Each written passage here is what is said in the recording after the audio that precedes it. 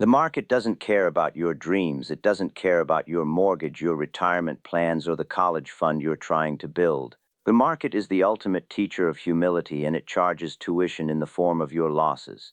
Fear is your greatest asset in this game, not the paralyzing fear that keeps you frozen as opportunities pass by, not the panic that forces you to sell at the bottom, but the cultivated fear, the disciplined fear that whispers, protect what you have before chasing what you want. Most traders lose because they're afraid of the wrong things. They fear missing out more than they fear losing capital. They fear being wrong more than they fear being reckless. They fear admitting a mistake more than they fear repeating it. Jesse Livermore understood this paradox before most of us were born. The man who made and lost several fortunes knew that without a system to harness fear, you become its victim rather than its master.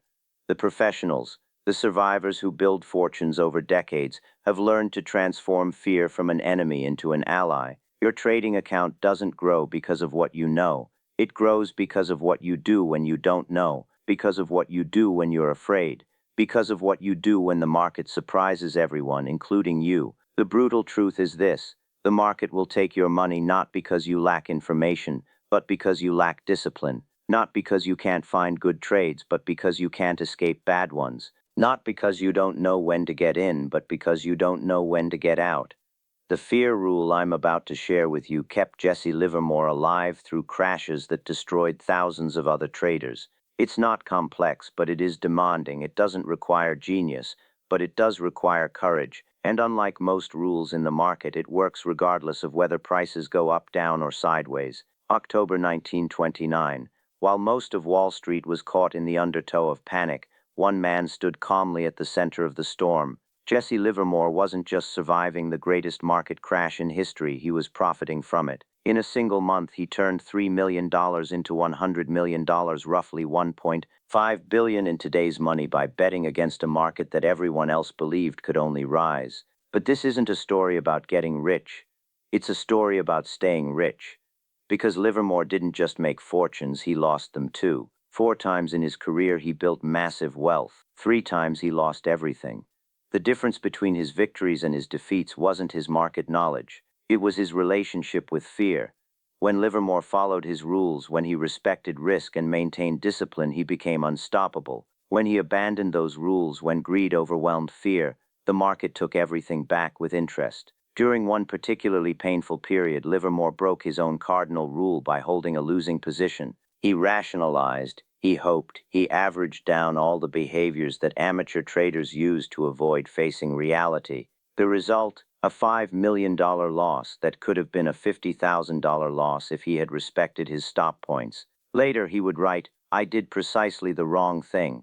The cotton showed me a loss and I kept it. The wheat showed me a profit and I sold it out. Of all the speculative blunders, there are few greater than trying to average a losing game." Livermore learned what all great traders eventually learn: that fear serves a purpose, that loss is inevitable, that survival, not profit, is the first objective. Consider the mindset of the typical trader. When prices move against them, they become married to their positions. A small loss becomes a moderate loss becomes a disaster. Rather than accepting a mistake and preserving capital, they freeze, hoping the market will bail them out of their error. Livermore called this hoping, and he considered it the most expensive word in the language of speculation. Hope is the enemy of the trader. Hope keeps you in losing positions. Hope prevents you from taking small, manageable losses. Hope transforms recoverable setbacks into account-destroying catastrophes. What separates the professional from the amateur is not that the professional never loses. It's that the professional loses correctly. In 1923, after one particularly painful drawdown, Livermore crystallized his approach. There is only one side to the stock market, not the bull side or the bear side, but the right side. The right side meant having both the courage to act on conviction and the discipline to retreat when proven wrong. His system emerged from this realization. A system not built to eliminate fear, but to harness it. A system not designed to avoid all losses, but to ensure that losses never become fatal. A system that recognizes the ultimate truth of the market: that being right about direction means nothing if you can't survive long enough to profit from it. The paradox of trading is that it looks simple but feels impossible. Charts move in just three directions: up, down, or sideways. You have just two possible actions: buy or sell. Yet most traders find themselves trapped in a maze of psychological complexity that transforms this binary game into an emotional nightmare. Why? Because the market exposes our deepest psychological vulnerabilities. When you trade, you're not just risking money, you're risking your self-image, your identity, your belief in your own intelligence. Each trade becomes not just a financial decision, but a referendum on your worth. And that's when the trouble begins. What happens when a position moves against you? When that stock you bought at $50 drops to 48, then $45, then $45, then $48. When the market proves your analysis wrong. For most, the response is denial, the refusal to accept reality, the conviction that the market must eventually recognize your brilliance. Is this rational? Of course not. The market doesn't know you exist. It has no obligation. Yet how many traders have blown up their accounts because they couldn't bear the psychological pain of admitting a mistake? Discipline, control, survival. These words formed the foundation of Livermore's approach. Not profit, not growth. Survival first, because without survival, nothing else matters. What would happen if you approached each trade with the mindset that being wrong is not just possible but probable? How would that change your position sizing, your use of stop losses, your psychological relationship with the market? Livermore's genius wasn't in predicting market direction, it was in creating a system that could profit massively when he was right and survive comfortably when he was wrong. His edge wasn't information, it was discipline. Consider his approach to losses. While most traders view stops as admission of failure, Livermore saw them as the cost of information. Every trade, win or lose, generated data. A loss wasn't a defeat, it was feedback. The market telling you something you needed to know. When I am wrong, I want to know it immediately, he would say. A loss never bothers me after I take it. I forget it overnight. But being wrong, not taking the loss, that does damage to the pocketbook and to the soul. This mindset, this embrace of the loss as information rather than failure, liberates the trader from the psychological trap that destroys most accounts. When a loss is just information, it loses its power to trigger ego, shame, and denial. It becomes simply a cost of doing business. But how do you develop this mindset when everything in your nature fights against it? The answer lies in system, in rules, in the removal of discretion when emotions are highest. What happens to your decision-making when a trade moves sharply against you? Fear floods your system. Cortisol and adrenaline surge through your bloodstream. Your prefrontal cortex, the rational, analytical part of your brain, becomes suppressed. You literally lose IQ points. You become in that moment the worst possible version of yourself to make a financial decision. Yet this is precisely when most traders abandon their rules and rely on their compromised judgment. This is when they double down on losing positions, when they average down to improve their cost basis, when they remove stops because this time is different. This is when they sow the seeds of disaster. Livermore recognized this trap and built his system to circumvent it. He created rules that would force the right action even when his emotions screamed for the wrong one. What separated his system from the multitude of failed methods was its basis in psychological reality. It wasn't just mathematically sound, it was psychologically sound. It acknowledged human frailty and built guardrails to prevent it from derailing his financial future. The cornerstone of this system was his approach to risk. For Livermore, the primary risk wasn't market direction. It wasn't interest rates or earnings or politics. The primary risk was himself, his own capacity for self-deception, greed, and fear. Have you ever noticed how easily you can spot the mistakes of others, yet how blind you remain to your own? How clearly you can see when a friend is holding a losing position too long, yet how difficult it is to close your own. This cognitive blindness is universal. It's how our minds protect our egos, and it's why discretionary decisions in the heat of market battles so often lead to disaster. Livermore's antidote was a system of escalating commitment. He would start with a small probe position, a test of his hypothesis. If the market confirmed his view, he would add. If the market rejected it, he would exit without drama or emotion. This probe and add approach accomplishes something remarkable. It aligns your financial incentives with psychological reality. It ensures that your largest positions are those the market has already validated. It prevents the scenario where your biggest commitment becomes your biggest mistake. But the true power of Livermore's approach wasn't just in position sizing or stop placement. It was in its recognition of market rhythm, the way fear and greed create patterns that repeat across decades, across instruments, across economic conditions. Markets are moved by humans, and humans are moved by fear and greed. These emotions create predictable behaviors that manifest as price patterns. A speculative mania in tulips in the 1600s follows the same psychological pattern as a cryptocurrency bubble in the 2020s. The instruments change, but the humans don't. Livermore understood that the fear driving a market reversal in 1929 was no different from the fear that would drive reversals a century later. By respecting these patterns, by aligning his strategy with market psychology rather than fighting against it, he was able to position himself to profit from the inevitable. Yet this understanding came at a cost. Livermore himself would occasionally fall victim to the very psychological traps he identified. In those moments when he abandoned his own rules, the market extracted its tuition with brutal efficiency. What does this reveal? That knowledge alone is insufficient. That intellectual understanding of market psychology doesn't inoculate you against its effects. That rules aren't valuable when known, only when followed. Think about your own trading for a moment. How many times have you known the right action but failed to take it? How many times has your intellectual understanding of what should be done collided with your emotional inability to do it? This gap between knowing and doing is where most trading fortunes are lost.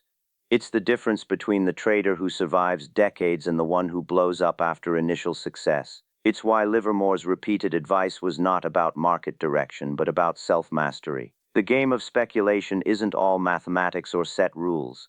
However rigid the main laws may be, he wrote. Even in my day, facts were not the whole market. There was faith and hope and fear and greed as well. The fatal mistake that destroys most traders isn't analytical, it's psychological. It's not that they misread the chart or misinterpreted the news. It's that they know what to do but can't bring themselves to do it. It's that when the moment of truth arrives, their emotions override their intellect. Discipline, control, survival. These are not just words. They are the foundation of trading longevity. They are the difference between the amateur who makes occasional large gains before the inevitable wipeout and the professional who builds sustainable wealth through consistent application of proven principles. The fear rule that Livermore discovered, that saved him from disaster time and again when he followed it, wasn't about avoiding fear. It was about using fear productively, about making it an ally rather than an enemy, about channeling its energy into protection rather than paralysis. Because in the market there are two kinds of fear, the fear that preserves capital and the fear that destroys it. Knowing the difference is perhaps the most valuable skill a trader can develop.